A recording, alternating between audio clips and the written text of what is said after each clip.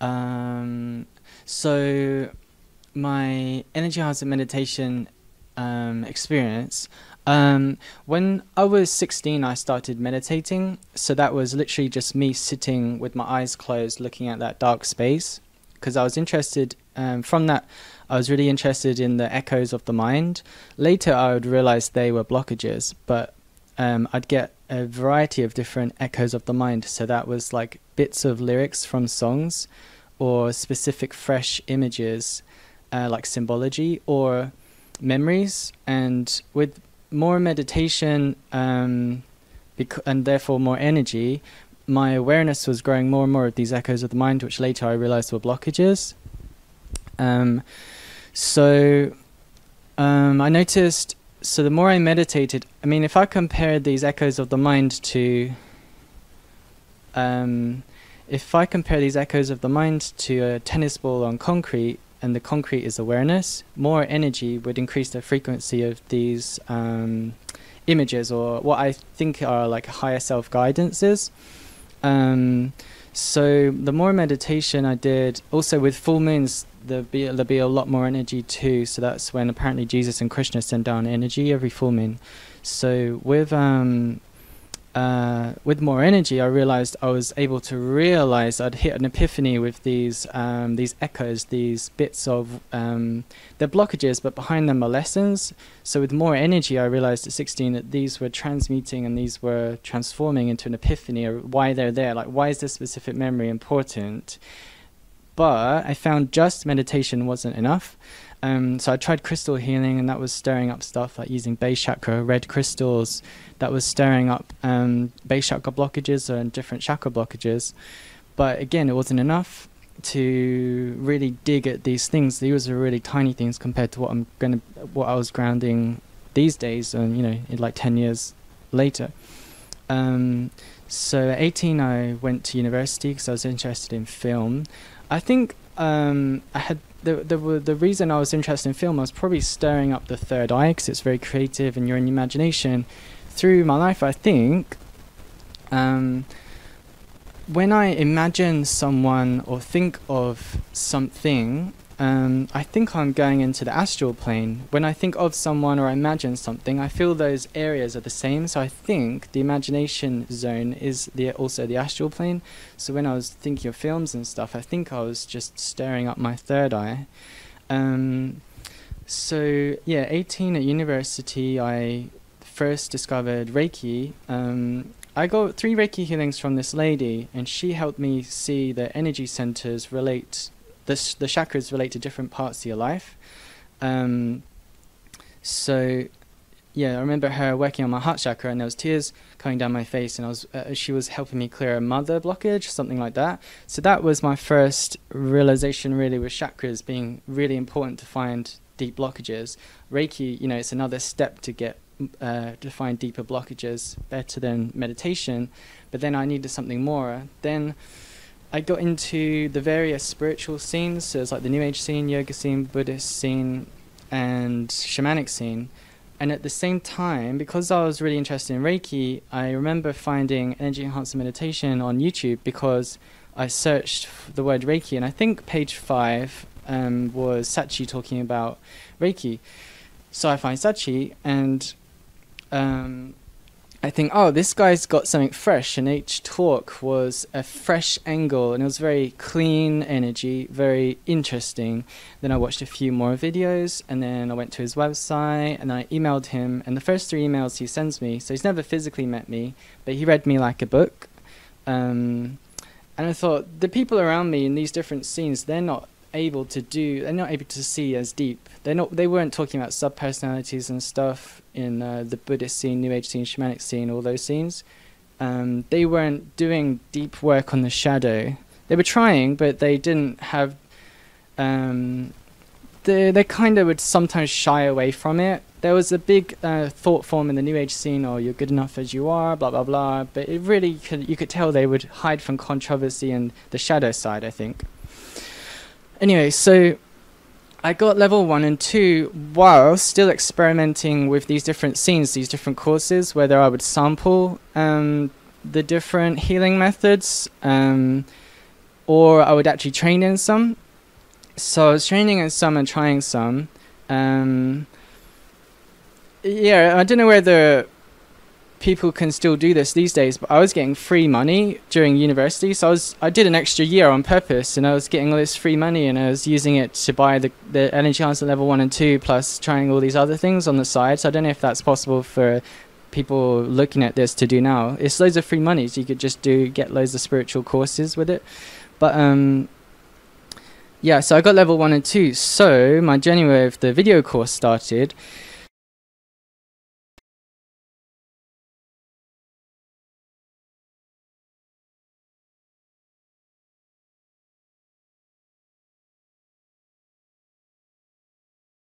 So level 1, initiation 1, meditation. That's the first time someone, again, in all these scenes, they never ever mentioned that the spine was the aerial to receive the frequency, the energy from God, and at a right angle, your spine, spine being straight, and to sway to find that kind of spotlight, the stream entry, as the Buddhists call it. Nobody was ever seeing these important details, specifically with just meditation, just the basics. Also, when you're sitting on cushions, if you've got 2 or 3 cushions, square cushions lined up, the point goes under your base chakra so that it's comfortable for your knees to rest either side. That's really important for a comfortable meditation position. So again, all these different scenes, apparently experts in spirituality had never mentioned that until I found Enhancement meditation. So yeah, the straight spine is extremely important. That was making, like, the better your position, the more energy you get. It's like plugging into, like a mobile phone plugging into a wall, you know. I know a lot of people in the world, they say, meditation just didn't work for me. Well, technically, just sitting there staring at the dark space, that will get you so far, but you need more than that. So level 1, initiation 1, meditation, basically you're doing what is called samadhi, because you're connecting to a higher energy and bringing that down. So you're not just sitting there, what feels to most people like doing nothing. You're actually purposely plugging in and getting energy. There's actually a purpose to your 20 minutes or an hour of thoughtlessness. You're actually charging up. That energy charges up mind, body, spirit, everything.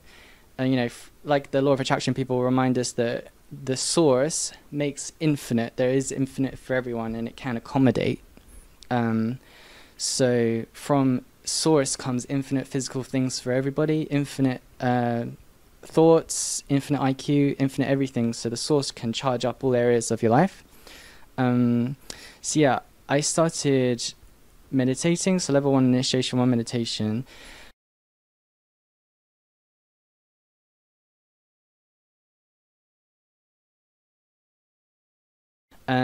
Level 1, initiation 2, the microcosmic orbit. So using the air and fire to go one way around your meridian channels, and then water to go the other way, and then you kind of, it's like flossing your chakras back and forth. I personally found a stomach blockage with this technique. So this was the start of really finding big blockages in my soul.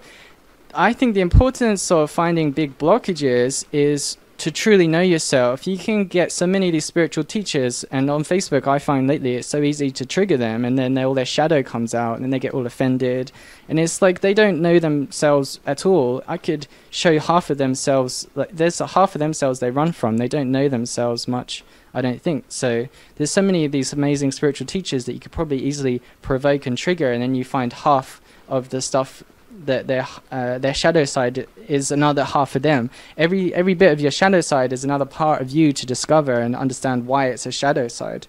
Behind every blockage is a big lesson. So yeah, with the microcosmic orbit technique, I found a big stomach blockage, which I then used the next technique.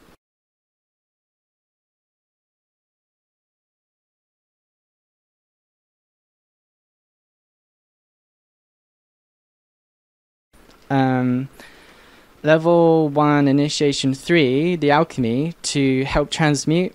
I found I had a shallow breathing blockage, and I think stomach's to do with power, anger, many other and I also had physical stomach problems too. So I was playing with blockage grounding using alchemy as a way to start understanding blockage grounding. And again, in none of these scenes did anyone ever understand alchemy.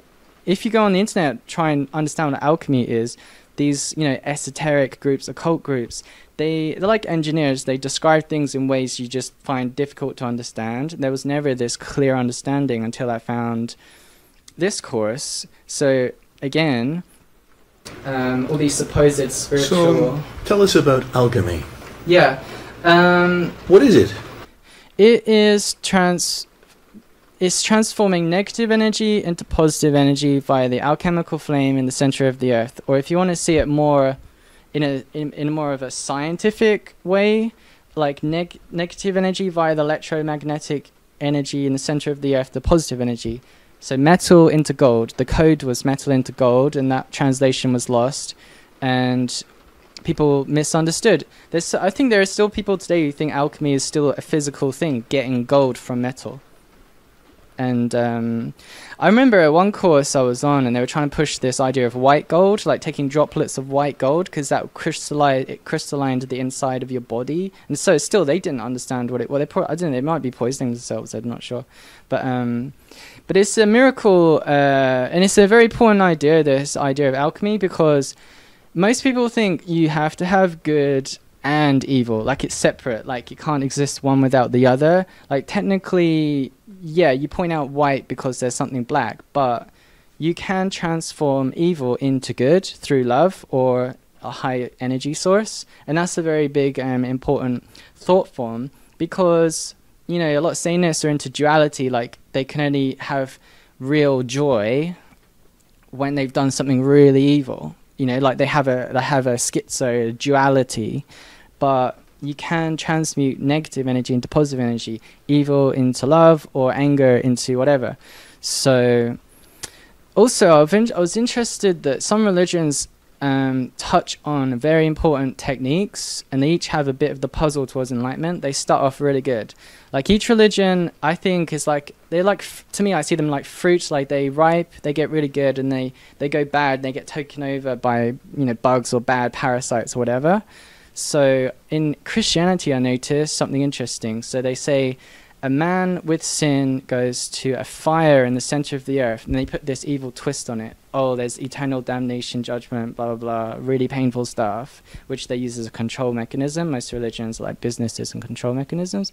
But notice that's very similar to an actual truth, which is alchemy. A man with sin or negative energy goes to a fire in the center of the earth, the alchemical flame. But what they don't say is that they then transmute their negative energy into positive energy and go from evil to angel. They don't point that out. I thought the similarity was interesting. The Christianity has almost a nugget of the truth there. I know there's more bits in Christianity that are really good, like Jesus' energy is amazing, but a lot of the religions have a really important bit of truth which they've twisted, and there's a mistranslation over time. So yeah, alchemy is similar to this concept of hell, but they've completely misunderstood it, in my opinion, or purposely twisted it to control people.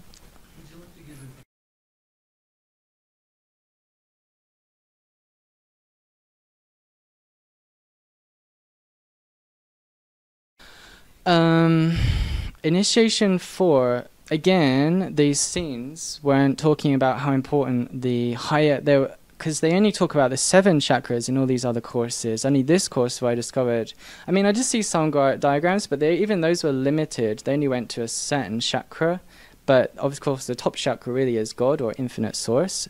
So level 1 initiation 4, a macrocosmic orbit.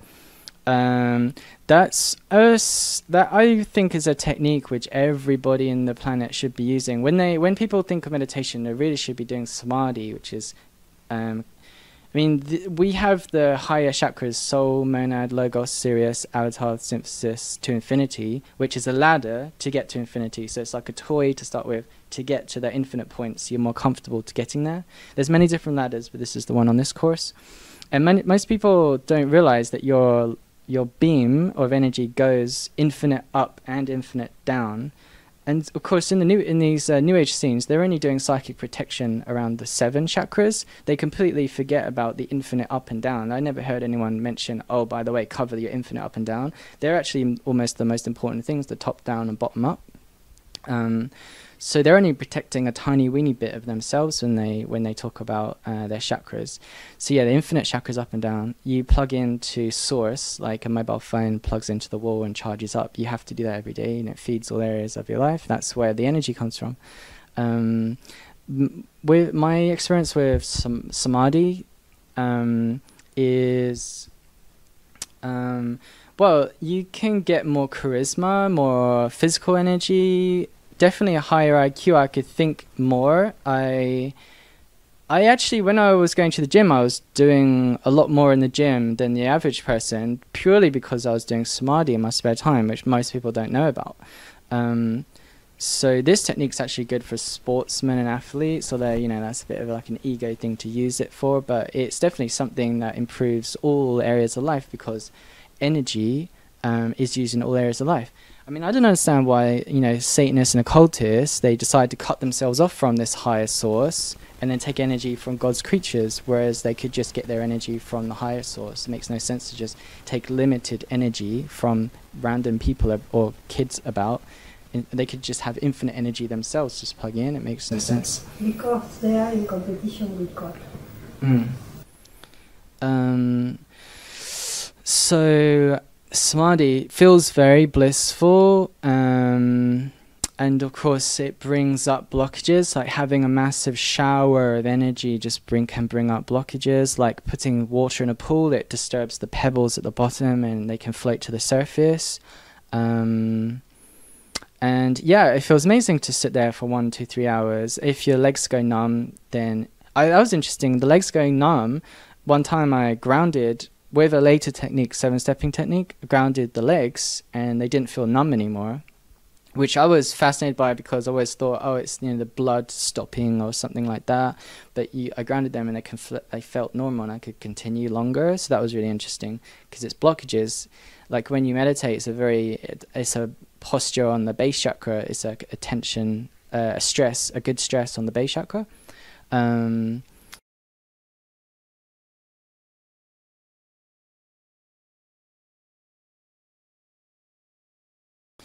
So yeah, level 1, and then level 1 initiation 5, the energy projection to test food. That was really interesting, because I went into a health food shop in England, and it's meant to be a health food shop, and you go in there and you energy test stuff, and 70% of it, in my opinion, went down, which is really bad for something that's meant to be a health food shop. So, and of course, you know, the eugenic supermarkets, most of the stuff goes down in there. I mean, there's some things you're eating that are actually plastic, like margarine. It's actually plastic and it should be illegal. There's so many health people saying these things. Like, we're so stupid to assume the people in charge of the world are caring about what we consume. They would rather we died early, probably, because they want less people on the planet. But yeah, it's amazing what they allow a human to consume, and what is safe and what's okay for a kid and what's okay for an adult, and etc. So energy projection, sending that beam of light to things to test if it goes up or down. It was really interesting. It's good to sometimes energy test people. Like if you watch someone on YouTube a lot, maybe energy test them, and then you can discover a lot more about them. You know, later on your psychic skills your psychic sensitivity might improve, so you can see their ins and outs a lot easier. But energy testing movies is extremely important. I mean, there was a movie I saw a year ago. They're making a series of them. I mean, I think at the moment, compared to how I was like 14 years ago, I'm way more advanced, grounding and all the rest. And even this movie I saw, which is a horror movie, because I was interested in energy enhancement and how it can work with ground ghosts or paranormal stuff. So I was watching one of the famous recent ghost movies, and the director, I think, is either evil or an idiot, because he's purposely making movies about extremely evil spirits that do actually exist on the planet. And I took about 3 days to ground my energy after watching that movie, and I think the director's purposely connecting to sick evil spirits, which are very hard to ground. I had to just ground my detachment from it. I couldn't touch the actual thing. But imagine people not aware of spirituality watching these movies. They're getting genuinely destroyed over time. They're going to get scratched and scratched and scratched over time. So even the guy who makes these disgusting movies called Hostel, which are about snuff movies, he made a kids movie, and I was dumb enough to not check the director of this movie, and it turned out to be him. Afterwards I realized, oh, that was a really bad plan. But the trailer looks lovely and fluffy, magical. It's called House of a Clock in its walls. It's only a PG-13, and the trailer, of course, doesn't mention it has necromancy, blood magic, all the disgusting occult symbols, and all these books trying to provoke kids to try black magic. And the BBFC was completely happy for kids to watch this movie at PG-13. So it's good for you as a parent to energy test movies before your kids watch them, because they're energetically sensitive, and it's extremely important that you don't mess their energy up at an early age. You can use initiation number 5, the same than the taste of food, to taste the... Yeah, that's what I said. Yeah, good. Yeah, you can energy test movies, food, people, anything. If it goes up, then it's touched by God. If it goes down, there's something negative energy in it. If it's a food and it's going down, maybe you can clear the negative energy. It happens to be good food, but you just can clear the negative energy from it. Or it contains pesticide, and that's why it's going down. Maybe you can save it with vinegar or baking soda, but yeah, but at least it gives you a heads up on anything and everything. You can also charge up with gods and goddesses or angels, ascended masters, send light to them, and they might send you loads of light back. That's really nice. And you can test whether your spirit guides are real or not. I dropped half my, because I was into the New Age scene at the time, I dropped half my spirit guides because I don't think they were actually that good. So all this time the New Age people were like, you know, tune into this one, tune into that one, and God knows what they're actually tuning into. I remember some story of a priest. He was a satanic priest who took an initiation, and they have to become a Christian priest. So then but obviously nobody knows that, and then they take over the church, and then he called his demon Jesus, and so had every Sunday all these people feeding his demon because he called it Jesus. So you have to actually check what you're sending energy to.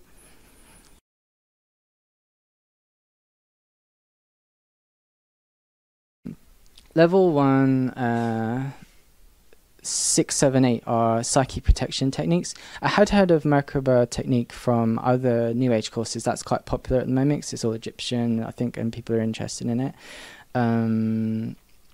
But the Power Tower technique, again, emphasizing protection of infinite up and infinite down. Most New Age scenes just protect your 7 chakras because they're not aware of the infinite up and down. So that technique was powerful. The construct with the spiritual symbol on top, even more powerful. I really like going invisible because it can really give you a sense of peace.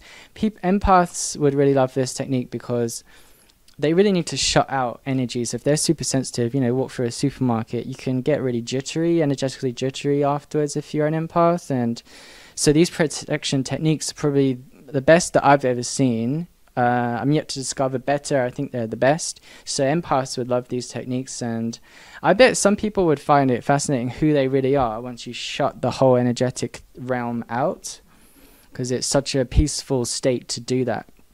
And I mean, I last year, I mean, to show you how important psychic protection is, last year I think I went to a shopping mall, and I hadn't been there before. And it was, yeah, first time I went there, or maybe, I don't know, second time, but this time I had a proper look at everything.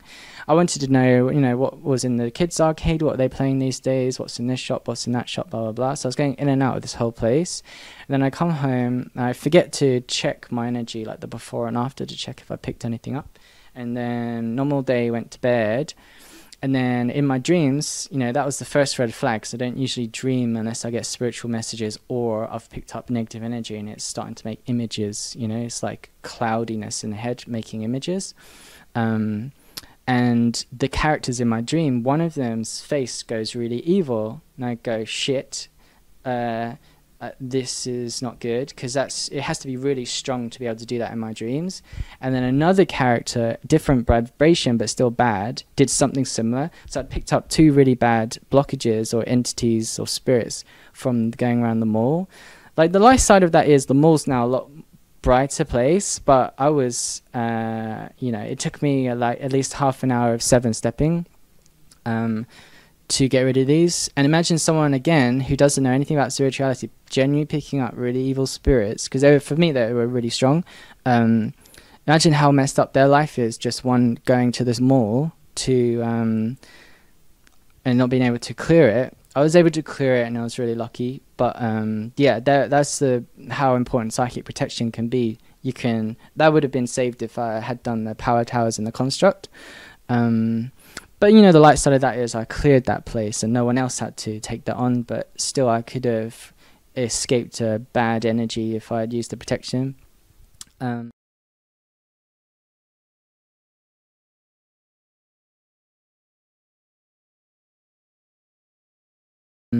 So level 2, initiation 1, 7-stepping.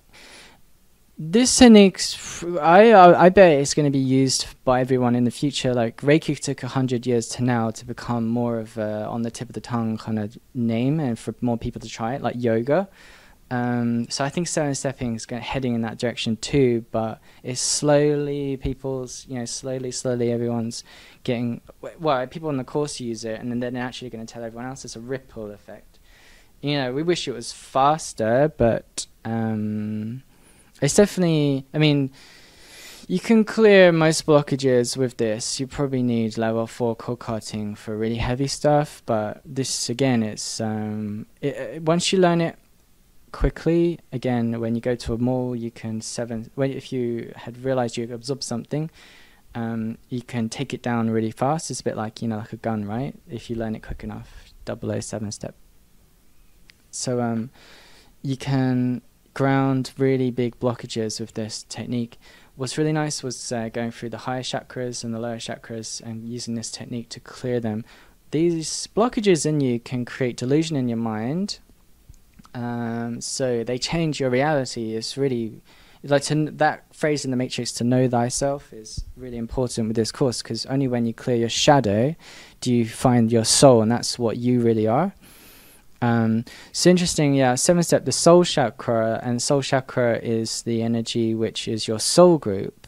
So when I was grounding that, I remember meeting a girl I felt was like another part of my soul, and I think in email Sachi said, Edgar Casey said there's 34 soulmates of marriageable age, and she might be one of them. So that was interesting. So interesting, I coincidentally 7-stepped the soul group, and within a month I met someone like that. That was interesting.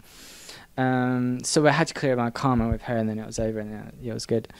The monad chakra, when I was 7-stepping that, so the monad is the group of souls. For me, I found a lot of information, more like conspiracy information, that came into me, because it's the monad group, which might be, well, it was stirring up all this information about the earth. So maybe on the earth is all the soul groups, the monad group. But that's when I got into like stuff like Alex Jones, Sachi mentioned him. Then I bought all of his documentaries, and then I see one, so it really taught me about the earth. I see one called Bohemian Grove, watch that, and realize that these powerful people have obviously a dark side, which makes sense. That actually increases your psychic ability when you really know the truth of things, because every day the media is creating confusion and lies, and that actually really throws off whole of humanity's psychic ability. Imagine if we knew the truth all the time, we would say, oh, I felt like that, and that was right. Like the media can really kill your psychic ability really well. They keep everyone in the dark, fluoride in the tap water to cloud the pineal gland. So yeah, grounding the monad chakra helped me dig through information and ground blockages blocking my understanding of the earth. So I was, learning all about these some politicians, really, really bad people. And it makes sense, all these different organizations and how you feel on earth, it makes sense. It's not yet a heavenly place. So grounding your higher chakras can really give you important information. There's so many blockages blocking the truth, and then once you ground them, all that good information energy comes in. The Logos, I think on the course it's taught Sanat Kumara as the archangel in charge of the planet. I guess that's still the same, but the archangel in charge of the planet is the Logos. And you can get some insights into your purpose here on earth, what your manager, so to speak, wants you to do. Sirius, Jesus' energy. I had a lot of religious blockages, so Jesus' energy apparently resides in Sirius, and so it was really nice to clear that. And Avatar Synthesis, very high. I used to actually just sit on there because I couldn't handle the pressure of the energy from above. So that was, when I started out, that was the place I would actually stay and get loads of energy. So sometimes so much you'd fall asleep. Sometimes you fall asleep because of blockages. Sometimes it's a lot of energy and you're processing it. When I go through this macrocosmic orbit, it feels like I'm deep underwater, and going through all these chakras is like going through doors, and you're going through a deep sea above, and you're going to the surface, which is God. So it feels so much better, and you get oxygen when you go up, break the surface to God, the infinite point, and you're getting oxygen. So when you're not meditating, it feels like you go deeper underwater. So when you go up through the macrocosmic orbit, I feel like I'm going to the surface and getting air, which is, what you should be getting energy all the time. If you meditate 20 minutes or an hour a day, it's like, imagine being in a swimming pool and you're pulling water towards you. If you stop, the water's still going to be coming at you for a bit. So if you meditate a day and maybe you take a break, a day off, you'll still have a little bit of energy coming to you. So when you're meditating, you're pulling energy down, you're encouraging a flow. So it's good to meditate an hour every day or more. The longer you meditate, the more blockages come up, more energy you get into all your different life.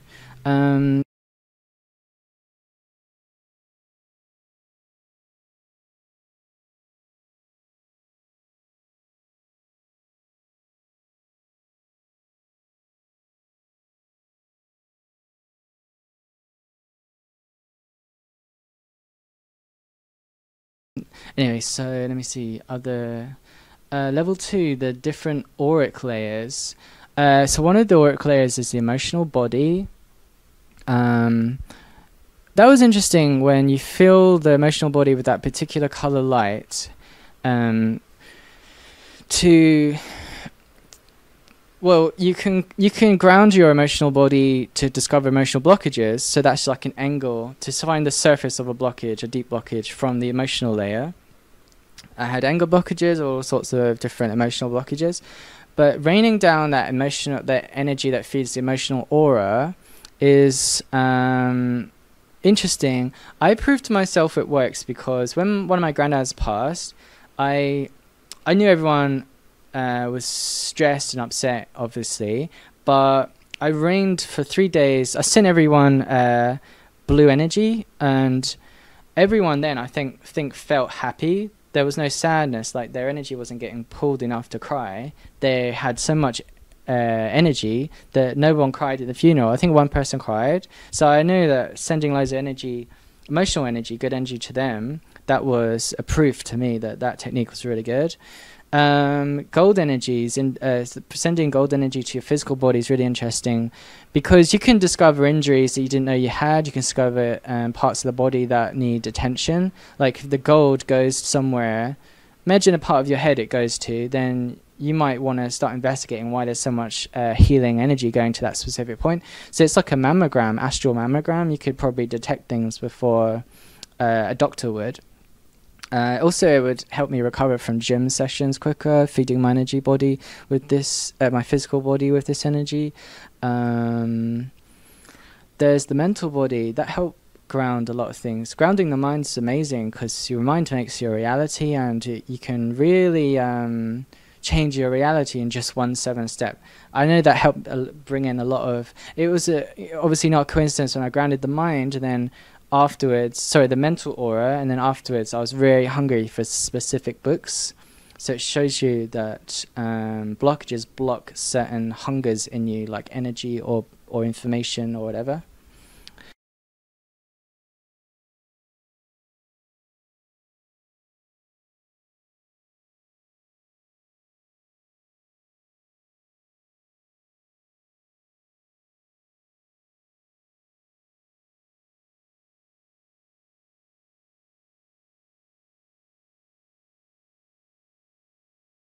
Level 2, grounding the karma in this life and your 0 to 9 months in the womb. I remember doing a healing session with a client, and I found month 4 was grounding really a lot. And then they said, yeah, that's when I think the dad, I think there was like domestic abuse, but it was interesting. I could spot the month that happened, and grounding that, because when you're a baby you're extremely sensitive, so grounding that relieved some emotion for her, because as a baby she received a physical hit or something, and I think she took that hit from the dad at the time. When she born, what, 4 months or when 4 months when the mum was pregnant. She was, yeah. So yeah, when you're a fetus and when you're a child, you're extremely sensitive, and so these events are really big. Compared to when you're an adult, you may brush them off easier. But I found a lump in my lifetime years about 40, 45. I never saw myself getting past 40, so I think there was some really heavy karma. So God knows what would have happened in later life if I hadn't have done that. So this course can genuinely save your life. Sometimes there's different parts of this course can really pull out a blockage that would have actually genuinely killed you. But it's kind of so light to say, but it does extend your life. Because some people, they might not know they're going to get hit by a car in 2 years, and they could have grounded that before it happened. So there's a lot in this course that can help a lot of people.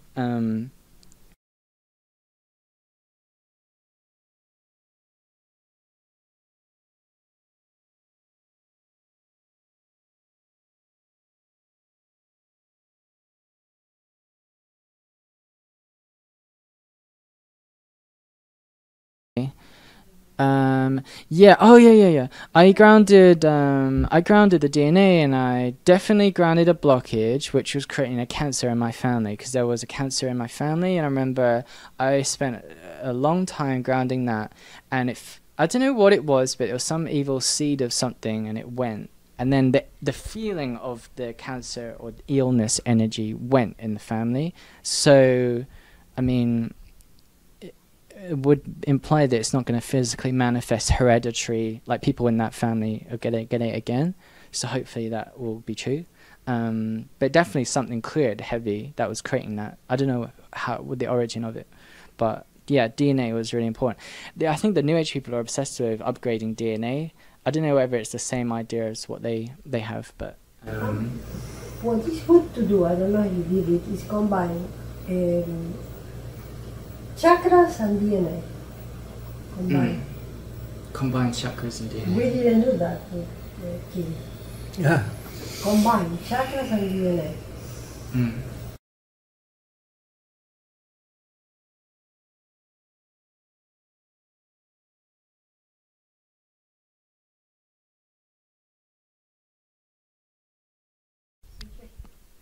Level 3, which is karma, so your karmic timeline, which is the infinity of lifetimes you've had, and a past, present, future, as well as finding soul splits. So with karma energy, so this technique can save you thousands of dollars, because a lot of people love going to get past life regressions, but you can literally just use this technique to look at their heaviest past lives, and so you don't need to really go get a $50 past life session. So I remember when I was scanning my timeline for karma, Oh, that's it. Yeah, I remember, I don't know what I did, but I had some really, really heavy karma, and that was actually making me anxious, because I subconsciously knew as a spirit, this karma is going to manifest physically at some point. So I had a lot of deep stress in me, because I knew something felt was coming for me. There's a thought form in this world that, you know, I think some kind of the idea of karma can be kind of terrifying to most people. They think it's a punishment. You can ground it, but like the karma can sometimes be a lesson, but you can ground it and still receive the lesson. You ground the karma and you receive the lesson without dying, you know, without going through hell, without being tortured. As a vision? Yeah, sorry, you can ground. I personally see the karma grounding like a negative energy on the timeline, and yeah, I get like the insight however I see it. Maybe I was doing really bad things to people, and it would clear, and then I could feel their souls forgive me. I forgave myself. So I guess it's like a boomerang. Whatever you do to other people, you're actually doing to yourself. So whatever you're doing to other people, you're going to be doing to your future self, because karma is like that. It is, unfortunately, an eye for an eye, but you can ground it and still learn the lesson, which is what the New Age people and all the Buddhists and all that, they don't really they don't know that. So yeah, level 3, inner children. You can discover inner children by grounding strategies, which so when your soul splits, and I'll explain later how a soul splits. Due to trauma. Yeah, so when you're disappointed, traumatized, you don't like the way things are in life, your soul splits. Like people sometimes don't believe in God because they say, oh, if God exists, why do bad things happen? Well, bad things happen actually because of karma, that because you might have shot someone in the face in a past life, and then that's why you got shot in the face in this life. So you can't just say, oh, my poor brother died. Well, they shot someone in the face in a past life, so karmic law says that's why they died. If someone dies, maybe it can be energetic implant from someone, so it's an evil action of someone else onto you. Someone might die. Sometimes I see people dying in past lives for no reason, and sometimes I just think it's like a test from God to keep your faith and love with God, no matter what God does, like God whacking you with a stick to see if you react. So anyway, yeah. So but the interesting thing, when somebody dies that you're connected to, you're sort of like connected by energetic cords. Yeah. So when they die, it's like the cords sort of slam back into you. Yeah, you get very upset. Yeah, when someone dies, then your connection to them's lost. But all you really actually need is the God energy. It's just, I would say it's you and God, but in a way you are God, and that's what creates a lot of... Yeah, but the thing I was trying to say is it doesn't just drop. It actually slams back into you and causes an energy blockage, which is why people get... Not only when somebody dies, when you break a relationship. Yeah, heartbreak, yeah. So it's when someone dies, then you have pain sometimes because of a whiplash from the cords. But, you know, no one really ever dies. You go to heaven and stuff. But, a lot of people, they question the idea of God, or why do bad things happen? Well, there are actual explanations, but they're not common knowledge. And if these common knowledges were more common, then everyone would believe in God more and would be less evil. But anyway, so... I was trying to think how I was going to bridge that to the inner children. The soul splitting trauma. Thank you. If you experience trauma, then your soul can split, and this split is now independent from it. It now is disconnected from the soul beam, the soul connection. So now it has to get energy. It becomes like an independent agent. It has to get its energy. It uses games or strategies. What's really interesting, I wish more psychologists and counselors would jump on this course, because they are obsessed with it being a mind split, like schizophrenia is a mind split. But the spiritual perspective, or the enhanced meditation perspective at the moment, because I don't see this spoken anywhere else, is that it's a soul split. and a soul split you need to ground the trauma. Also, you kind of need to learn the lesson. Why did you split? Like, you can get evolved souls who go through a traumatic incident and they won't split. Like, I think somebody's expectation or someone's disappointment or lack of evolution creates them to split. So behind every soul split is a lesson. Frustration. Yeah, frustration. So when I'm looking for soul splits with just the timeline, I see a black cloud on the timeline. I mean, sometimes the karma and the time of a soul split, they can be relative, like maybe around a karmic time is a soul split. But sometimes when you're looking for soul splits via the timeline technique, you can, like, there's a TV series called Lost, and when they're in the jungle, sometimes this black smoke comes to them, and in the black smoke's all these private memories that only they know about, like a mirror.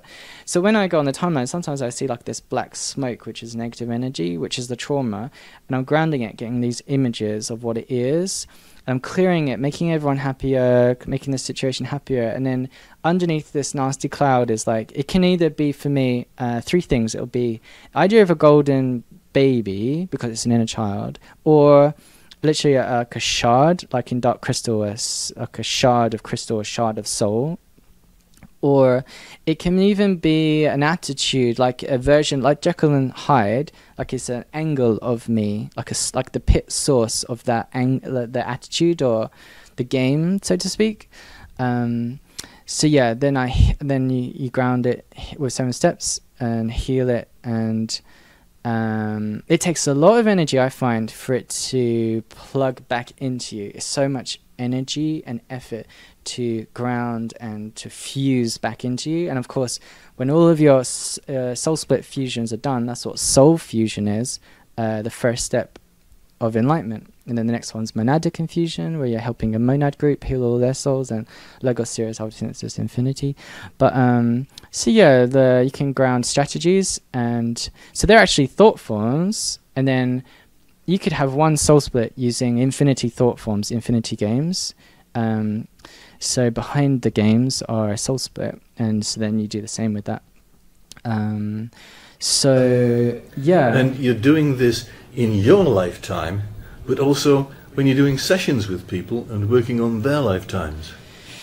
Yeah, so when I do sessions with people, I do use all the techniques in the course. So this course not only gets you more psychically sensitive, it gives you the things to ground in other people. Because you've practiced on yourself, you can then do sessions on other people, so you become an energy enhancing healer. So I personally ask people, what are your life problems and life goals? And in that list, I see the lumps of negative energy, the blockages, and then I go to particular points on their list, so it feels relative to them. So I'm saying, oh, this is what you wrote down in your list. I'm going to go to that first, and I ground it whilst playing music, and then I come back to the phone and say, I saw this, this, and this. So, you know, and it's interesting because a lot of people are having similar reasons behind, say, like lack of money, or similar reasons behind lack of relationship. So maybe if I found a pattern to all this, I could then write a book on it. But currently I'm still finding there's still specific, fresh angles that each person has. But I think eventually I'll find a generic kind of reason for, like, there'll be one of 3 reasons for your lack of money. There'll be one of 3 reasons for this. Like, I think eventually I might be able to do that. But yeah, you know, lack of money, it's usually base chakra blockages. Why is there a base chakra blockage there? It could be a past life fear. It could be anything, any attribute of a chakra. So then throws out, so any attribute of a chakra. So base chakra could be food, sex, money, physical. Any of those are affected by a blockage, they'll throw out the whole wheel, the whole chakra. So sometimes you might have a blockage in one area, but it's actually to do with something else which happens to be relative to that chakra. So you might have a physical blockage, and that physical blockage is the base chakra blockage, and it therefore throws out your income. Your base chakra represents income.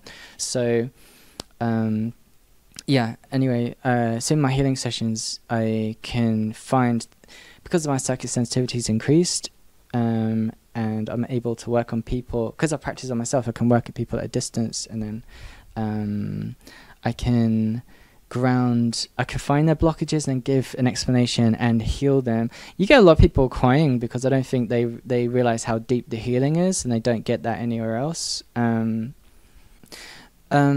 someone doesn't get their energy from God, they decide to start getting it from other people, but then they're not usually aware of it.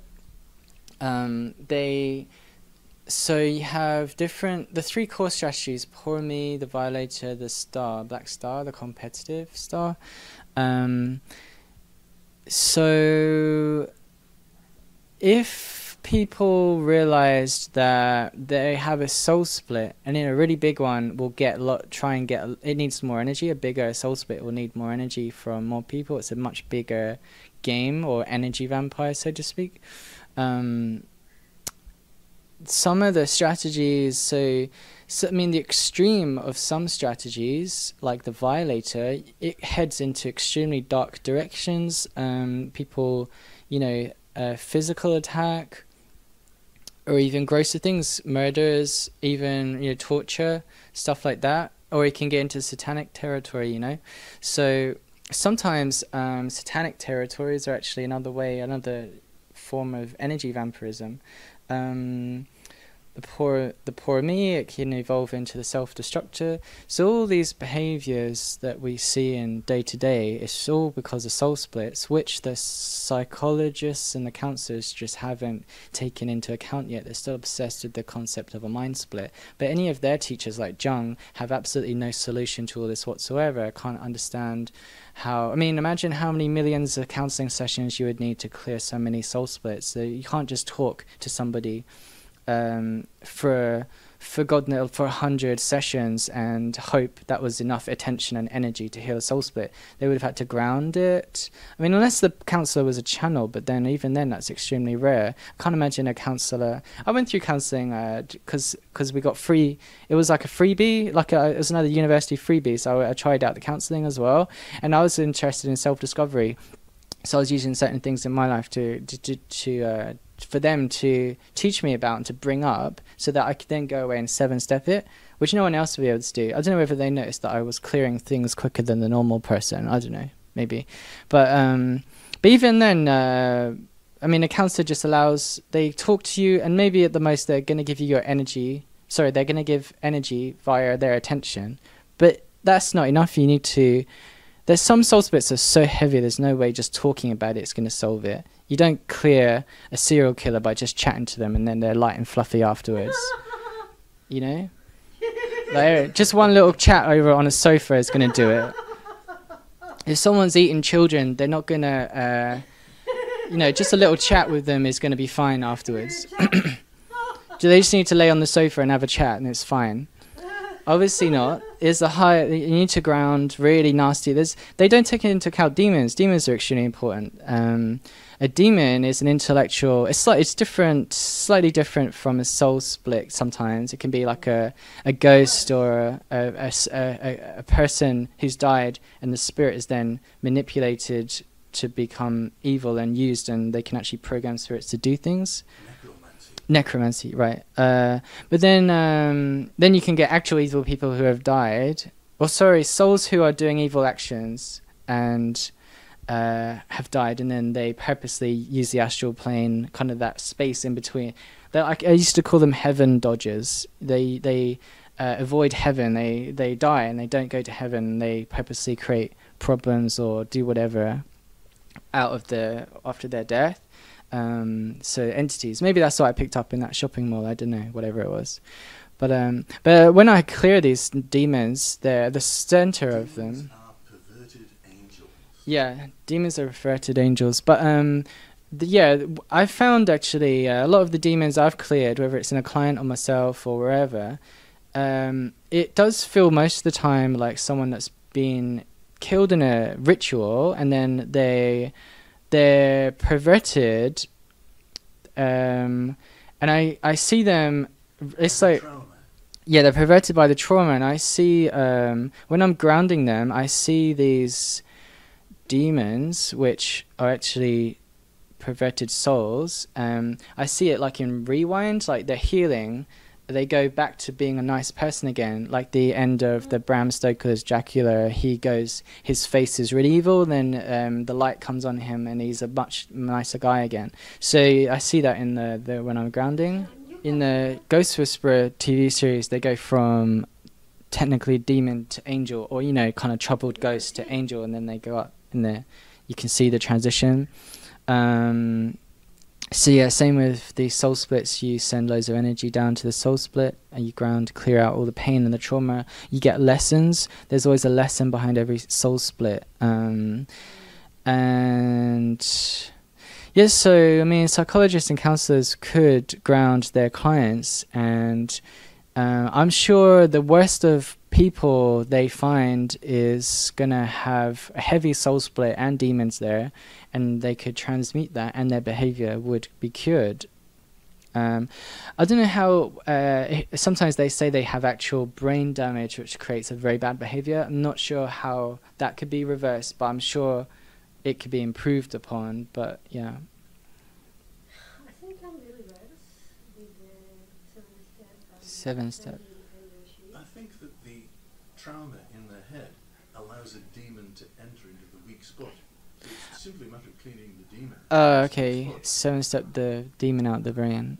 A bit to add about the demons.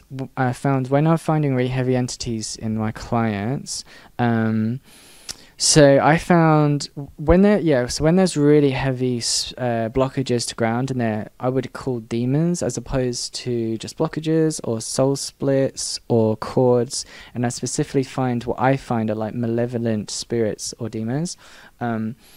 Sometimes I'm grounding them and they're getting purer and they're getting happier, and I find a soul, like a person, at the center of this, and I get like a glimpse of how they became what they were. Some were people messing with higher bad spirits that got taken over, and they thank me afterwards because I saved them from being possessed and controlled.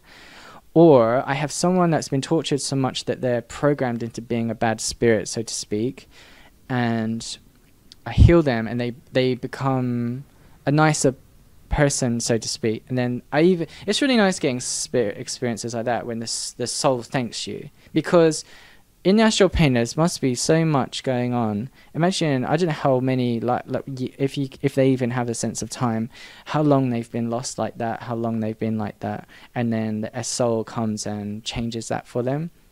I don't know whether one day an angel would have just done that anyway, or God allows it for a long time until a certain point.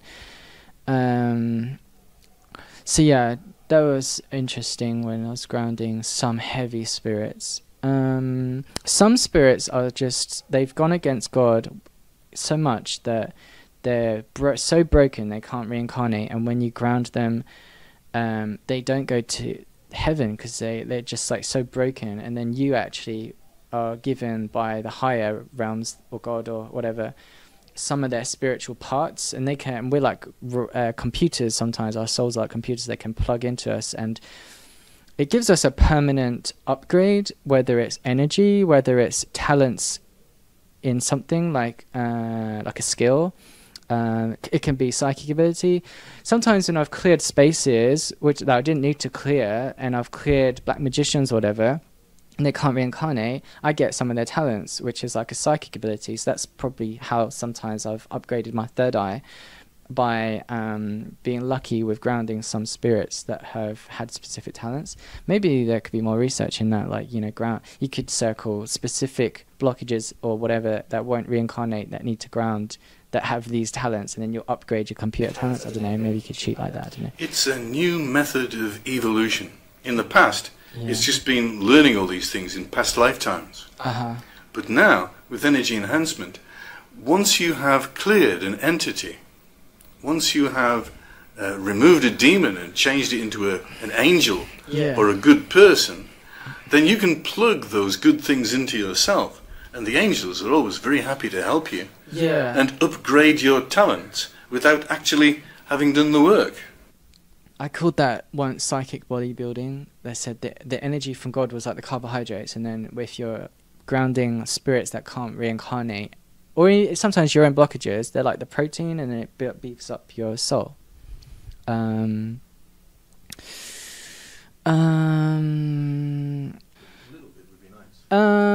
nice example of one strategy, the poor me, is that movie Frida, where she's put out this kind of it's like a victim, poor me attitude, but she's made a whole network. Frida Kahlo. Frida Kahlo. A bit more explanation of what you're Frida talking Kahlo. about for people. Oh, Frida, sorry, Frida Kahlo. So there's a movie about her. I'm just going by Sachi's movie review, really, but he says that she has a poor me attitude, and it's grown so big that she puts this implant of an attitude into all of her paintings, and so then she has the whole world feeling sorry for her. So it's like the ultimate poor me, but the poor me can also evolve into self-destructive. So serial killers, apparently, they love to avoid blame, or they lie and say, oh, well, I wasn't there, it wasn't really me. Like their self-destruction, they avoid responsibility and blame. And the self-destructor is, oh, you know, if you don't do what I say, I'm going to hurt myself more.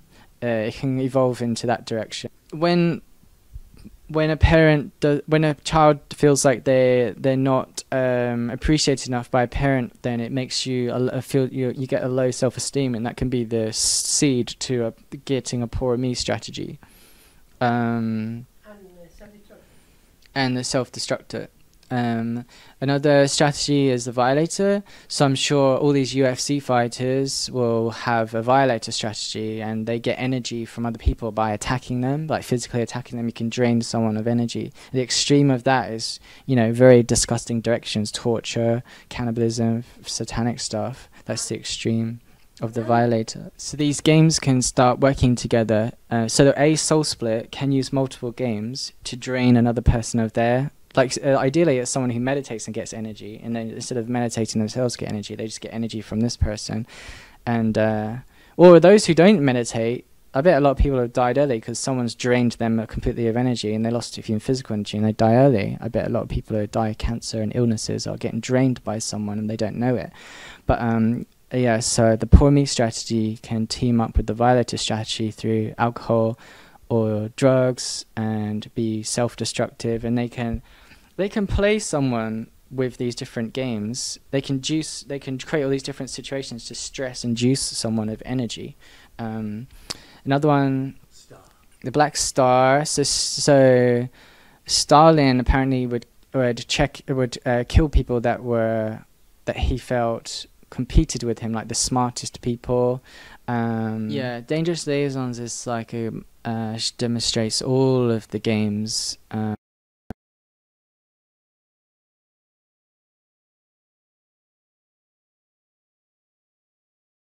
To level 4, with the New Age scene, I realized that no, they were using Archangel Michael to cut cords, but sometimes you really cannot rely on an external entity to do the work for you. Like all these entities, these ascended masters, whether you need to energy test them, but you can't really keep relying on higher energies to do all this work for you, which is what a lot of the New Age scene likes to do. They just dump their stuff on someone else to do. Or like, oh, Archangel Michael sort it out. Like, I'm sure Archangel Michael is going to get pissed off if he keeps getting asked to do everything for themselves. If they like to become Archangel Michael, you need to get your hands dirty and do it yourself and learn these techniques. You can't just kind of lay back and allow Jesus to everything. So anyway, so the cord cutting. So with cord cutting in the energy enhancement meditation system, I noticed the New Age people, so they knew to cut the cord, but they didn't know about the blockage being on the other end, creating the cord. It could easily just shoot back a new cord. So they only knew from them to cut the cord. But in this course, I knew about what to do with it after you've cut it, like to deal with it properly, and the importance of the blockage at the other end getting transmuted so that you don't get the seed of a cord creation. So the source of the cord is gone. When I first did the initiation where they say to clear all your base chakra cords, I got massive energy lift for a few hours, because that's all of your lifetimes you've been drained of these invisible cords, and some of them are so heavy. Imagine everyone you've slept with in your past lives, all sorts of base chakra connections, fear connections, any type of connection, all being cleared, and then you get all your energy back. So all those souls, whether they're on this planet or other planets, living off of you for all that time, you get all of that drain cut in just 1 7-step. So that was a massive energy boost. That was quite a massive experience. And interesting about the relationship blockages, where you can energy test the cords you have with a particular somebody, and if you've got someone where you have problems, you might find blockages on a particular chakra, or maybe you have past life blockages with that person. So if your relationship in this life isn't great, you might discover through energy testing, through the different techniques in level 4, why you have a problem with that person, so it can heal your problem. Like, why do I not feel right with this person? There's no need for me to feel indifferent about this person from experiences in this life. What happened? Then you might find there's a past life stuff, might find bad cords in them. Other people can take your energy. You might be amazed how draining a family member can be, and how they've actually been draining other people. They might have a whole network of people they've been draining, and other people will feel so relieved from what you've cleared. When you ground something, it really does help other people. If you're grounding something in on someone else, they might have been draining hundreds, thousands of people, and then you've saved all those people from getting drained. Every blockage affects everybody. And you know, you're part of the oneness, part of the totality, so you're always improving. Whatever you do, you're always improving for everybody. So when you have more energy, because you've removed your energy leeches, your blockages, then that gives Mother Earth more energy, and that she gives everyone else, and you're giving everyone else on the planet more energy.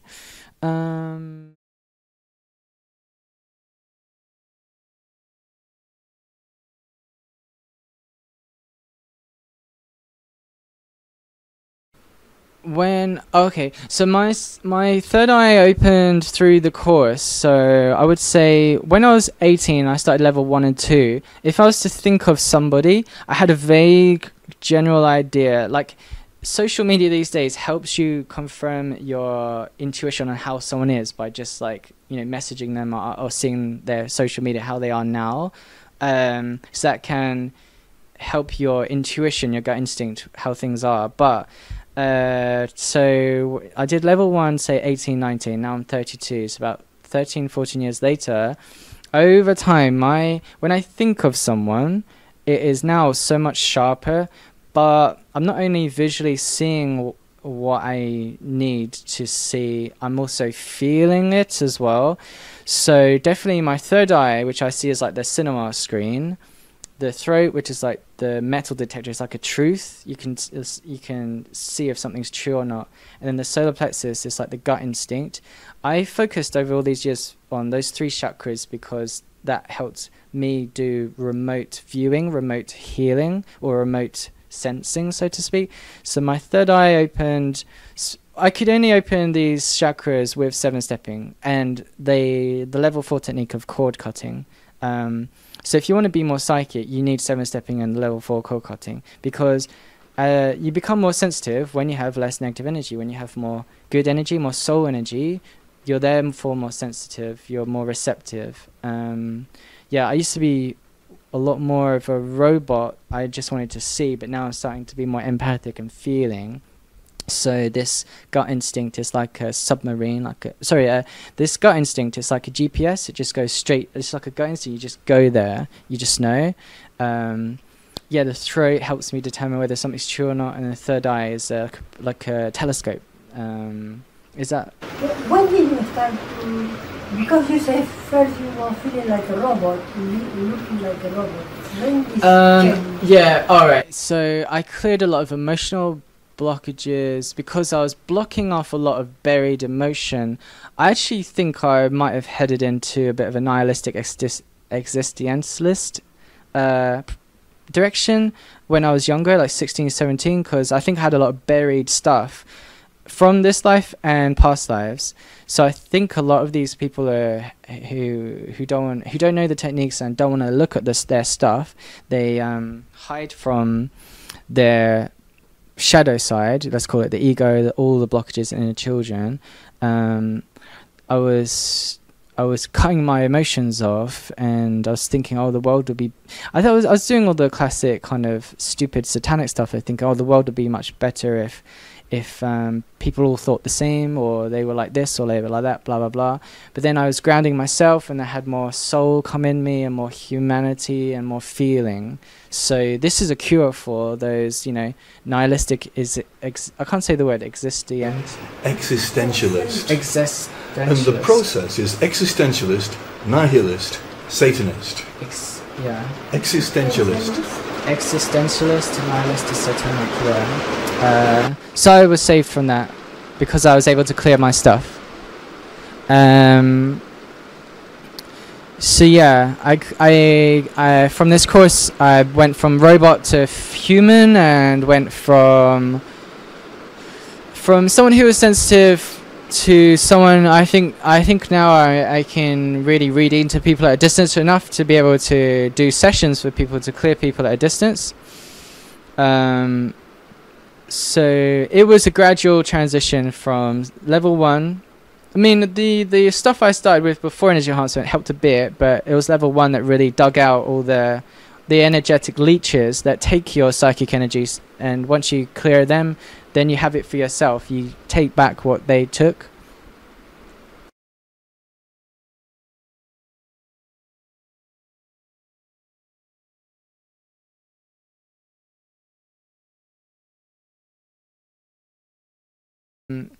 Well, for those watching, I recommend getting, I guess if you're not physically here, you need the distant attunement from Devi for the Reiki, because I find so I think it's 2 attunements on day 1, 2 attunements on day 2 for the first one, and I would say invest in that, because at the very least it's a massive aura clearing. Like each attunement, the 4 attunements, I described it like a massive waterfall of energy. Like it's a really, and also she does aura clearing, so you're getting like a session in that of clearing plus a massive wash of energy, and that is it's a very, very big aura clearing to go through, and it really helps your energy enhancement progression if you're doing the course.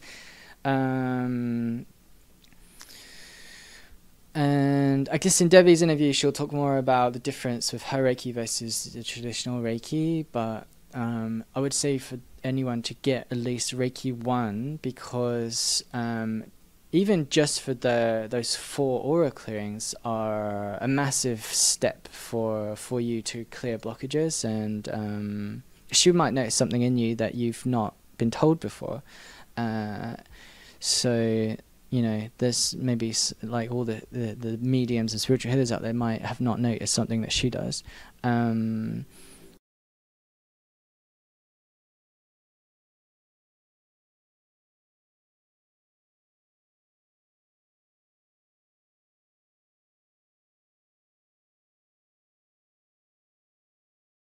I remember when I started energy enhancement meditation, I used to have her, I would watch Debbie's dances, and that would be like samadhi, getting loads of energy. I used to compare it to the Star Wars movies because they have big energy in them, and I feel her dances have a big energy in them too, so you can watch them, and as I said, like those pebbles will come to the surface, those blockages might come to the surface whilst you're watching them.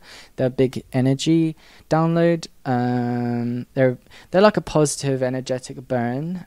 Okay. So with the Devi dances, when I first started out, I was watching the Devi dances and I could feel energy transmissions, I guess, through her to me. And so it was like, I felt like when you watch Star Wars movies, then you get a specific big energy coming through, and I felt her dances were like the same vibration. I don't know how many dances there are. I think there's 25, 30 dances on the video site now, is there? Yeah, Yeah, full ones. Perhaps about 1 hour, 1 hour and a half, 2 hours long. Yeah, and so when I was starting off, I certainly, because I had loads of blockages, I certainly wasn't getting as much energy as I am now in my samadhi sessions. So if you was to watch a dance, then it felt like you were getting very long samadhi sessions because the energy would last a long time. So it's a good way to charge up, to watch the dances. Plus it can provoke blockages out. And you can, if you have the 7-step technique, you can use that to use it as a lamp to clear out, to see your shadow. And as I keep saying, to discover yourself more, because looking at your soul realistically, and to realistically look at your shadow side, your ego side, is your blockages. That's the true way to really know yourself. And I bet there's a lot of spiritual teachers out there that have run from their shadow and they're pretending that's they're finished, that's where they're at, and they don't want to change anymore. So to truly know yourself, you need to challenge yourself, and one way to do that is to watch things that have tons of energy, or things that provoke or controversial, maybe conspiracy stuff that flares up blockages. So yeah, with the dances and some of the music, because it's high angelic music, it echoes in your head, like the Beethoven songs and some of the Pink Floyd songs. Sometimes I would actually meditate with them on. So, some people play music on a low volume when they're meditating. Sometimes I would have the dances on a loop. So I'd have the Shakti dance, which is exactly 1 hour, and I'd have that on 2, 3, 4 times on a loop whilst I was meditating. It helped. It's like an energetic support whilst I was meditating. So it was like a leaning post. It gives a base energy to the room, as if someone with big energies in the room. So yeah, she emits energy when she's dancing.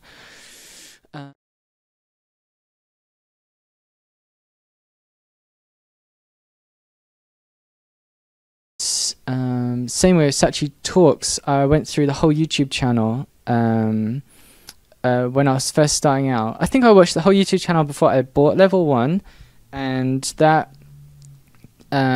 gives you energy as well. The talks I used to call it like the spiritual sunburn. It's a good thing. It was burning my blockages, and I was really charged up. And I noticed, I was at university at the time, right? So I noticed I was playing the videos. I had to have headphones because you can't just blast it out into.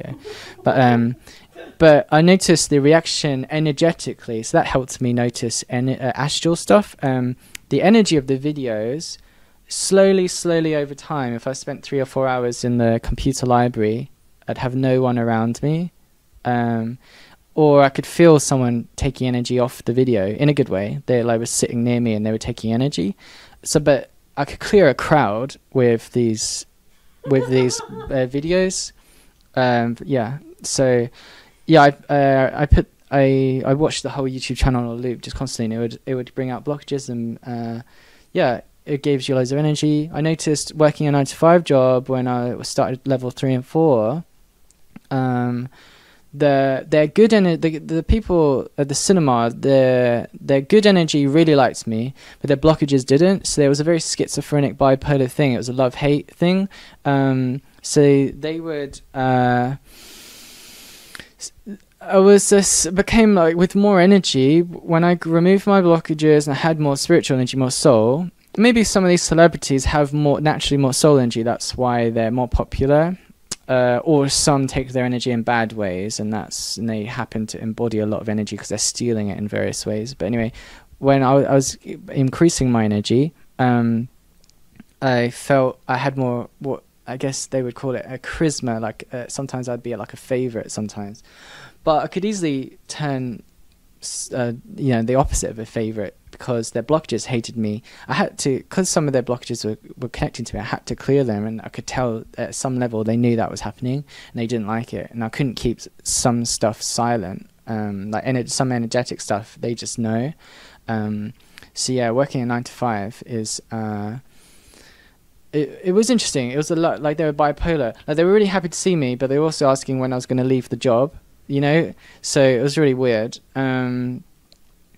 But what's important difference between being a student with a video course versus a live course, when I was grounding stuff, say like at the cinema, right? I was working at a cinema at one point, and I was grounding stuff. Sometimes I was working on a blockage that was maybe it was dangerous karma, maybe it was like a really heavy entity or something in me that I find, or a side to me perhaps, and I didn't fully ground it. Imagine going into work with 10 people at least, and then sometimes there's hundreds of people coming in and out of the cinema, right? I was carrying some very, very dark, jarring energy that was bursting out of me. So imagine how bad, like some, things would smash, people would scream and shout, there'd be all these reactions around me. I was at a very bad law of attraction. So when you go to the ashram, you're not in a 9 to 5 anymore. The 9 to 5 is designed to make like the whole matrix system of the 9 to 5 is to make sure you don't think, you don't evolve, you don't have time, you don't have energy, blah blah blah. It's a milking program to make sure that you don't overthrow the people at the top, right? So when you're at an ashram, you're in a very good energetic space. I think there is a physical proximity when it comes to spiritual teachers' energy. So Sachi and Devi's energy, I can notice the energy, being physically close to them, say like even 20 feet, I can feel the difference. So if you're at home, yeah, you're getting the energy downloads through the videos, but there's even bigger energy when you're in person. Like, don't take the piss, don't just like sit on their lap halfway through a meditation and get the full benefit of being here, but you being physically close to them, you can feel the energy burning out. I think King would agree that it feels heavier, good energy. Like the pressure of the energy is more in when you're here as opposed to when you're at home, right? Yes, definitely. They keep the bad stuff away. It protects. It creates a show. Oh, they keep the bad stuff away. I like that. Yeah.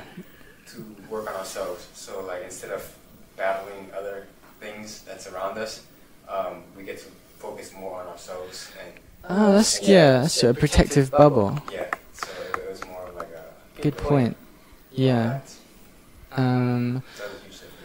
Also, like when you're at home or wherever, you can't. When you're dealing with really heavy stuff that you've had for like 1,000 lifetimes, you need to sometimes like not explode, but you need to get it out your system. And so they're very forgiving. Imagine being in the 9 to 5 with your family or whatever. They're gonna react to your reactions, but here you have support, like a forgiveness and an energetic wall, so to speak, to help you ground your stuff, because it is very hard. Some of this stuff that people are carrying is extremely hard to get over, and everyone's trying to become a better person, and so getting pain, really nasty deep soul's pain out of your system is very hard sometimes. So it's as King said, it's a safe environment to get out dangerous, and people don't take seriously how dangerous some of the energies we have in us. They can get you into bad situations karmically or whatever. The blockage talk to you to see, not to see, to do, not to see. Yeah, so through a spiritual detox, you realize who you, the soul, is versus who the shadow is. What is the shadow? I bet there's so many people living their lives where their habits, like say like being a football player, that's actually a part of their shadow. It's not actually their soul. Once you clear out the shadow, there's much of your daily behavior that you realize wasn't you.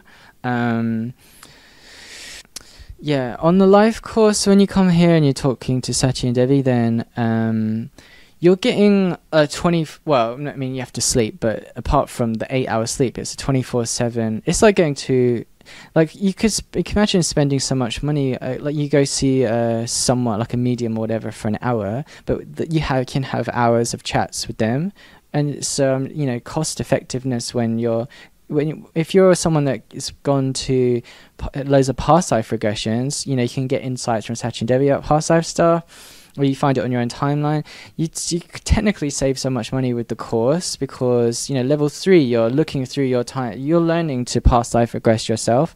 Or if you come here in person, your chats are like what people, like all these new age people are doing when they're going to get a mediumship reading or whatever, like you're getting these insights for over many hours per day. The energy during the meditations when you're here, I find it much bigger than the videos. Like the videos give you a lot of energy, but definitely there's something special going on with the group meditations. I think so. I'm trying to think of like the differences with when you see the video course versus when you come here.